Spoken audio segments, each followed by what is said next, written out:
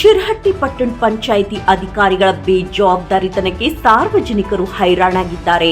ಕಳೆದ 1.5 ವರ್ಷದಿಂದ ಮನೆಯ ಉತ್ತಾರನ್ನ ಪಡೆಯಲು ಸಾರ್ವಜನಿಕರು ಹರಸಾಹಸ ಪಡುವಂತಹ ಪರಿಸ್ಥಿತಿ ನಿರ್ಮಾಣವಾಗಿದೆ. ಇಲ್ಲಿ ದಾಖಲಾತಿಗಳನ್ನು ಕೊಟ್ಟರೆ ಮರಳಿ ಸಿಗುವುದು ಕಷ್ಟ ಸಾಧ್ಯ. ಸಾರ್ವಜನಿಕರು ದಾಖಲಾತಿಯನ್ನು ಕೇಳಲು ಬಂದ್ರೆ ನಿಮ್ಮ ದಾಖಲಾತಿ ಕಳೆದು ಹೋಗಿದೆ, ಬೇರೆ ದಾಖಲಾತಿ ತಂದುಕೊಡಿ, ನಿಮ್ಮ ಉತ್ತಾರನ್ನ ತೆಗೆದುಕೊಡುತ್ತೇವೆ ಎಂದು ಉಡಾಫೆ ಉತ್ತರವನ್ನು ನೀಡ್ತಾರೆ ಎಂದು ಗಂಗಮ್ಮ ಸ್ವಾಮಿ ಅಸಮಾಧಾನವನ್ನು ವ್ಯಕ್ತಪಡಿಸಿದರು. ಹಾಗಾದ್ರೆ ಒಂದು ಮನೆಯ ಉತ್ತಾರ ಪಡೆಯಲು ವರ್ಷಗಟ್ಟಲೆ ಕಾಯಬೇಕೇ? ಶಿರಹಟ್ಟಿ ಪಟ್ಟಣ ಪಂಚಾಯಿತಿಯ ಸಿಬ್ಬಂದಿಗಳು ಬದಲಾಗುವುದು ಯಾವಾಗ?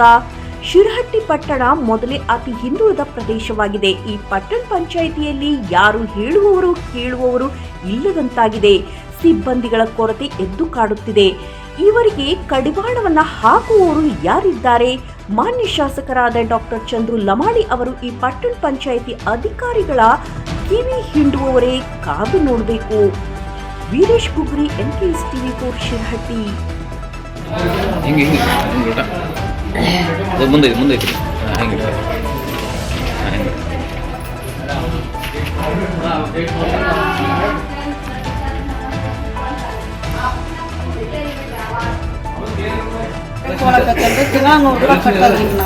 ಅಂದ್ರೆ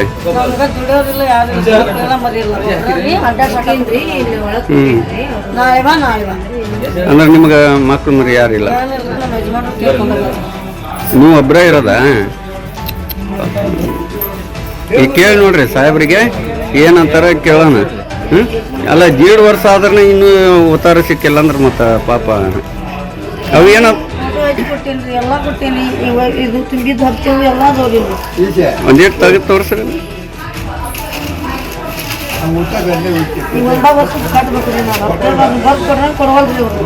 ಹ್ಞೂ ರೀ.